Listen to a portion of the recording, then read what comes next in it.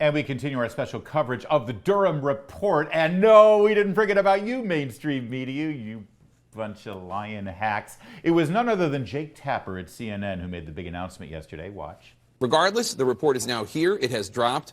And it might not have produced everything of what some Republicans hoped for. It is, regardless, devastating to the FBI. And to a degree, it does exonerate Donald Trump. To a degree, it exonerates Donald Trump. It 100% exonerates Donald Trump. But it's not just devastating to the FBI. It's devastating, well, to you, Jake, you and your colleagues. See, this is what Jake Tapper was saying back in 2017. Take a look. Oh, yeah, there's Adam Schiff on State of the Union, says evidence of Russian collusion is damning.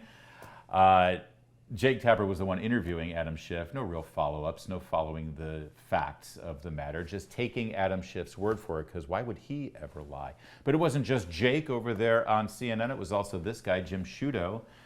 POTUS claim of no evidence of collusion has been contradicted by the former director of national intelligence. Oh, so there was evidence of collusion, Jim Sciutto? Where is that evidence exactly? I'm sure it's with Adam Schiff somewhere partying in a bar in D.C.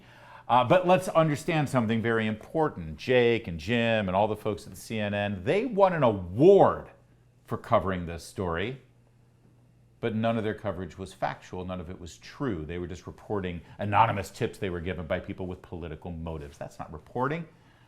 That's just being a megaphone for other people's political purposes. But they're not the only ones who won an award. Take a look at the Washington Post.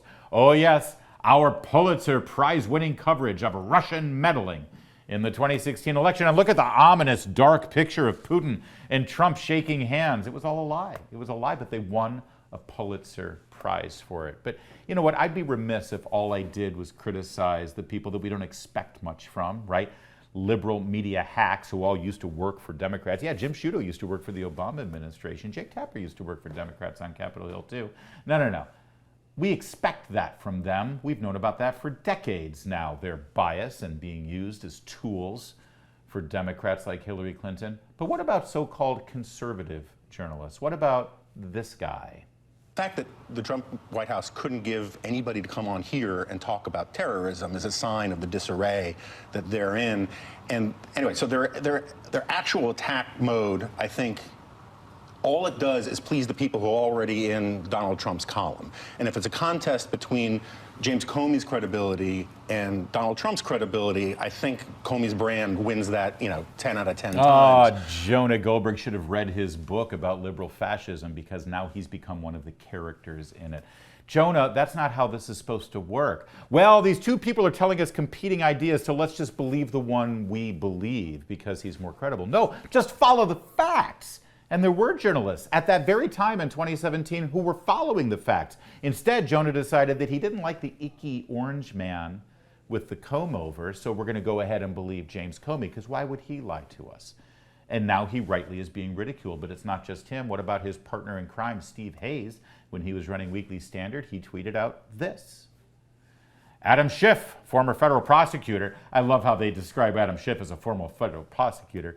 Very tough opening statement, calling into question coincidences on Trump-Russia. That's with Comey's hearing in 2017. Of course, Hayes was on board with the whole myth.